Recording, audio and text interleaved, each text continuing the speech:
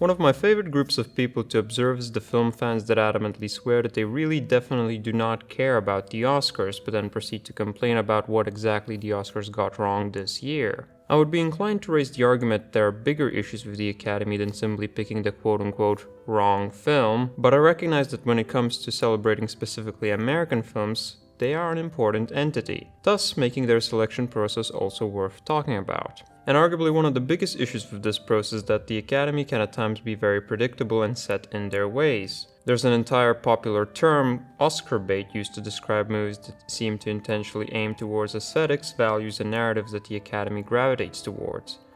And in recent years, films like Everything Everywhere All at Once, Parasite, or even Oppenheimer winning Best Picture was a very welcome surprise to most, because these aren't traditionally the films that would get an Academy recognition.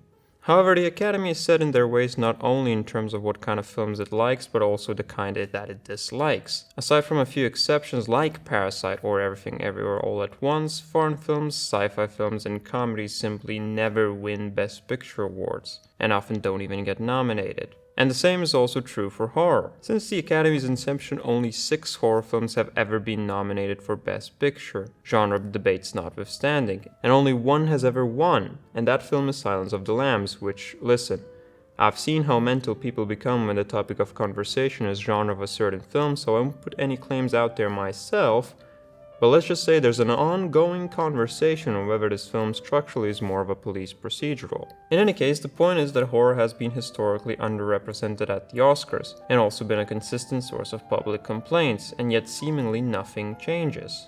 Hence, in this video I will attempt to answer first of all, why does the Academy have such a grudge against horror films, and second of all, why that is a greater tragedy than it might initially seem. To answer the first question, a quick history lesson will be necessary. Specifically a film history lesson, which might be a category that has even less employment avenues than regular history. Back in the Hollywood Golden Age, which spanned roughly from 1930s to late 60s, independent cinema in Hollywood as we know it didn't really exist, and the whole filmmaking business was ran by 8 studios, with 5 of them having the most control over distribution because they owned their own cinema chains. And unlike the current system, which is more creator-led, the studio system had a pretty regimented approach to certain things like genre. You see, back in the day, genre was one of the primary ways a film was marketed. Certain genres like the historical epic had a set of expectations attached to it, which were spectacle, a lengthy cinema experience, scale, etc.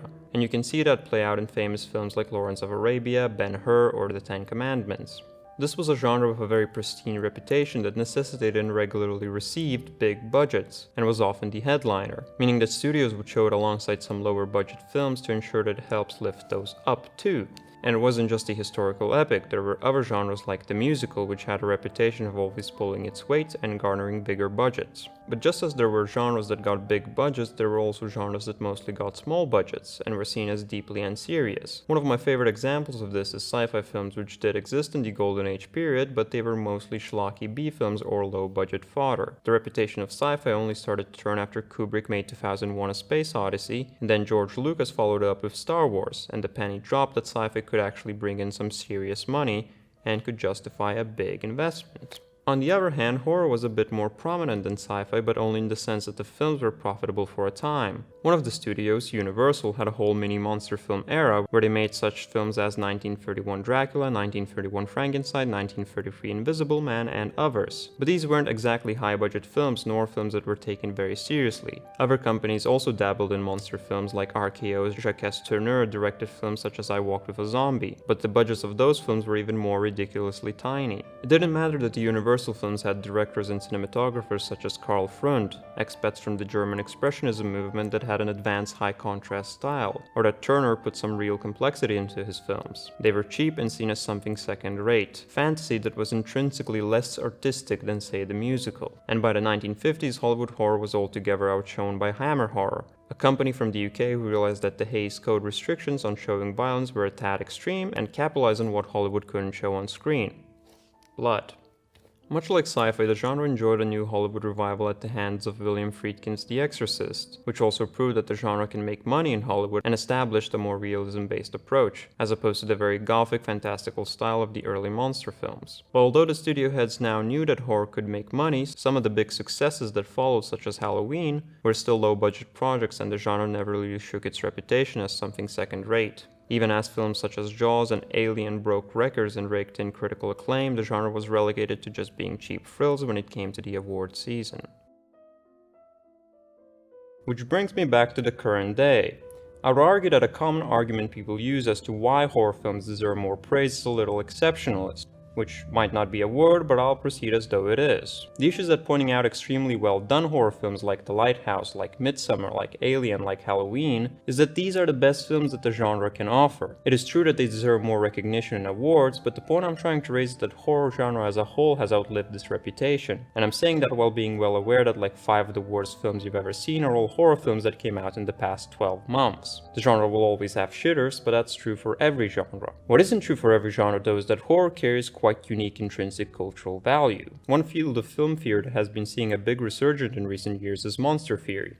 And one of the core ideas of monster theory is that monsters are a physical embodiment of cultural fears of the society that created the monster. My 2 favorite examples of this idea are vampire films and folk horror, which granted are just the 2 fields I'm most familiar with, but they illustrate the point well nonetheless. British folk horror came around at the time and people were increasingly moving to cities, and the genre is largely based around the fear of the countryside, rural areas, and everything else that's been left behind. It's cults springing up in remote locations, ancient artifacts or curses being dug up in the land, or modern city folks being consumed by the dangers lurking the unknown of the countryside. American folk horror, on the other hand, takes several beats from Native American mythos, most notably the Native American burial ground trope, which reflects the fear of Native American retribution for the land that has been stolen from them by the people that currently live on it. Eastern European folk horror was usually rooted in fairy tales and was a lot more fantastical in nature.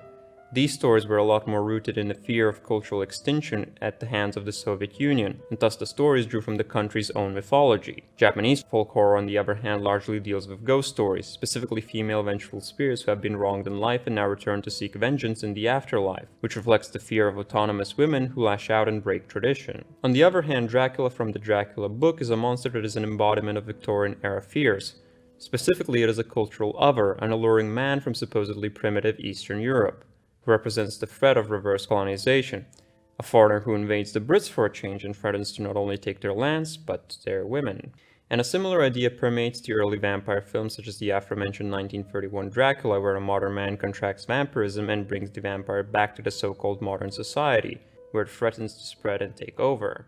But that's a representation of a specific culture, and over time these fears changed and developed. Although we have the same vampires with largely the same lore, by the 1980s and 90s vampire films were about an entirely different cultural fear. Now more than ever, vampirism was a blight on the carrier rather than something alluring, a disease transmitted through blood, often in a very sexual way. The allusions to the ongoing AIDS crisis couldn't be more obvious. A similar reading can be applied to virtually every horror film. In fact, some film scholars specialize in doing exactly that. Much as there is no such thing as an ideologically ambivalent film, as even trying to make a completely apolitical film would just result in you adapting the ideology that you currently exist in inadvertently, there is no horror film without cultural significance. Even if you just make a film about a spooky man who does some spooky things, who you choose the spooky man to be and what bad things the man does and who and how he harms are all informed by what you find scary. And that is informed by what your culture finds scary too. You can even say me picking a spooky man as an example is in fact a pretty good example. And that's why horror is a genre which is uniquely important. It is rooted in telling us something that isn't overt already, depicting the dark and unpleasant truths about a society that the culture doesn't want to acknowledge or confront. It's a unique insight into not just what a culture looks like, but the fabric of what makes it tick, and what makes it afraid at any given point in time. And that's the kind of cultural significance that should be celebrated. Perhaps the recent list of winners, particularly Parasite, which not only has some elements of horror itself, but also hopefully broke some barriers for foreign films at the Oscars, could be indicative of change to come. As of right now, horror is still relegated to something second-rate. But one can only hope that one day this will change and the genre will get the recognition that it should. Especially considering that nobody has made a film that is rooted in the digging up of skeletons of people you closely affiliate with who turn out to have some less than noble intentions, to put it lightly. So the Academy really has nothing to be afraid of. for now.